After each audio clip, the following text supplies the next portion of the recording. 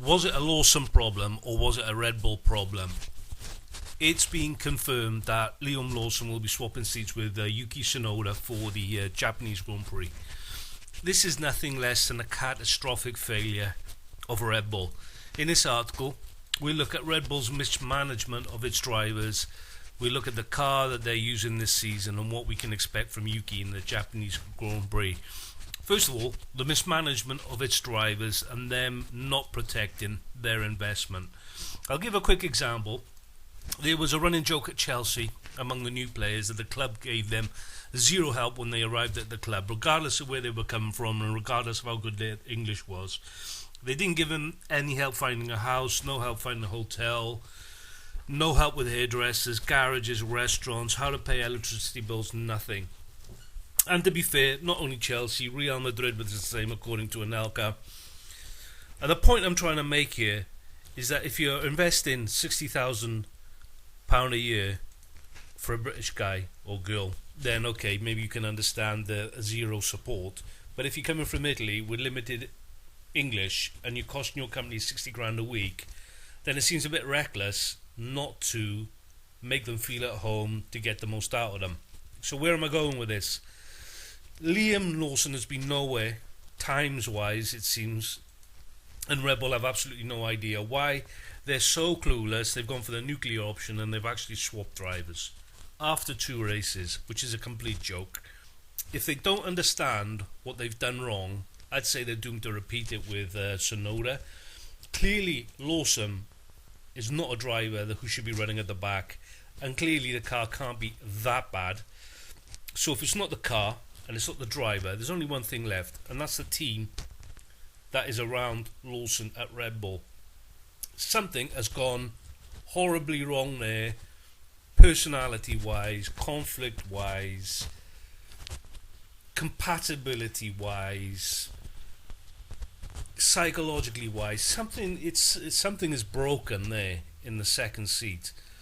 For whatever reason, Red Bull has managed to create an environment where they've caused a very good driver to completely lose his way and lose his confidence. So what are they to do? If you're the team, what do? Do you get a new driver, or do you try and understand the issue? If you keep burning clutches in your car, do you just keep putting new clutches in, or do you try to adjust your driving style?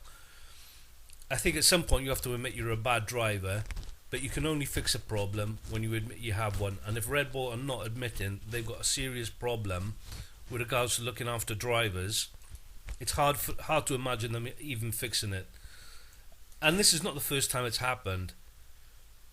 If it was just Lawson, you could say maybe it's the driver, but Red Bull go through drivers like toothbrushes.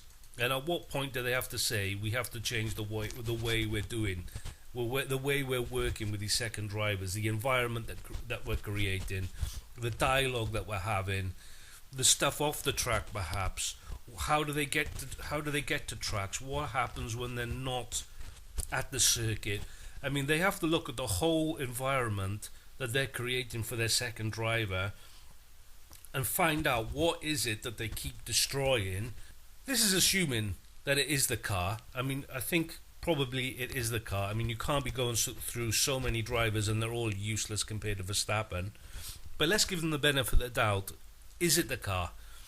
Have they gone down a technical dead end with Verstappen?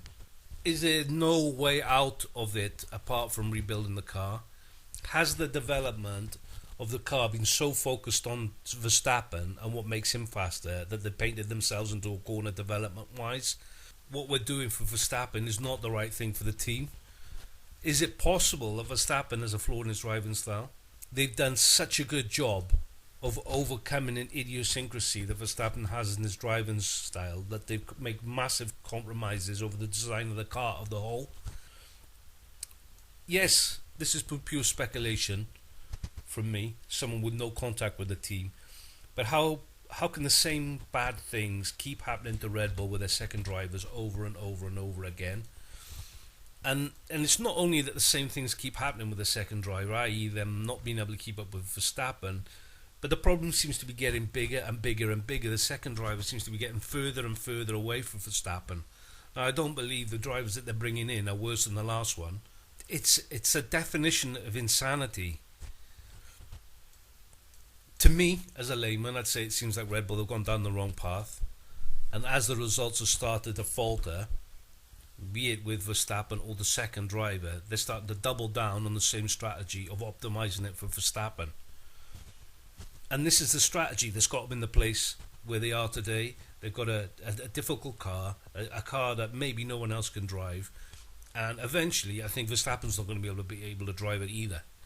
Or could it be Lawson? Having said all that, is it not the team? Is it not the car? Was it actually Lawson? Perhaps Lawson is the problem. 2 races to swap a driver is nothing, even for Red Bull.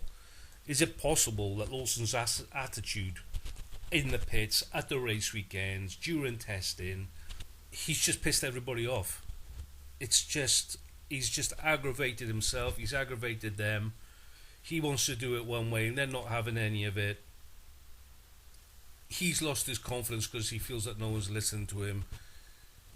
He's lost confidence because he thinks they've given up on him. He's not listening to the advice because he doesn't think they're listening to him as a driver. And it's all gone completely pear-shaped. It's just, we're just looking at a complete psychological incompatibility between the team and the Lawson. If it is a Lawson problem, which history says it isn't, but if it is, then perhaps there's hope for Tsunoda. Perhaps there is a support structure there. Perhaps they do know how to look after drivers. Red Bull may have stumbled into the sewer and come out with a Rolex on their wrist, but I would say history says that this is not going to turn out well. When was the last time they brought a driver in mid-season and set the world on fire? But nevertheless, the Japanese Grand Prix, it's a tough one for Yuki. I mean, he's going to be good there, but I think the reality is he would probably score more points if he was in the junior team. This could be... I don't see Red Bull coming out and saying, we're sorry, we fucked up with Liam, we didn't do this, we didn't do that, we created this, and, you know, we've had to do this too, and we apologise to him. I don't see any of that. Everything is down to Lawson's problem. Lawson hasn't adapted. It's a pressure business. He needs to get with the program, etc., etc. And if that's their attitude with Tsunoda, that they're not doing anything wrong, and if everything goes pear-shaped, it's his problem, then I think it's going. You know, Tsunoda's going to be even worse than. It's going to be even in a worse position than Lawson. Quite honestly, I don't see how it can be any different. I don't think Lawson's that bad. He has come into a team halfway through the season with less testing. He's not a total idiot. But you're expecting someone that's got no experience of the car to come in and do a better job than him. It just seems ridiculous. My heart says I want Yuki to do well. I want him to be up there. But I think the head has got to say this is going to be a complete disaster. It's going to be even worse than Lawson. And it's going to be an absolute horror show. One silver lining for Tsunoda is he does get his chance to go up against Verstappen. And honestly, I don't think he's got anything to lose. If he goes in there and he's crap also, relatively speaking, or maybe he does a little bit better than Lawson or a little bit worse, either way, I don't think it's going to damage his career at all. He's going to be there for the rest of the season, I think. He has to be, because Red Bull looks stupid enough already after sacking a driver after 2 races. If they do it again, I think they lose all credibility, and I don't think even they are that full of themselves that they're going to do that, and maybe Honda won't even let them. That's the video, guys. If you liked it, give it a thumbs up, subscribe to the channel if you want to see more videos like this, and I'll see you again next time.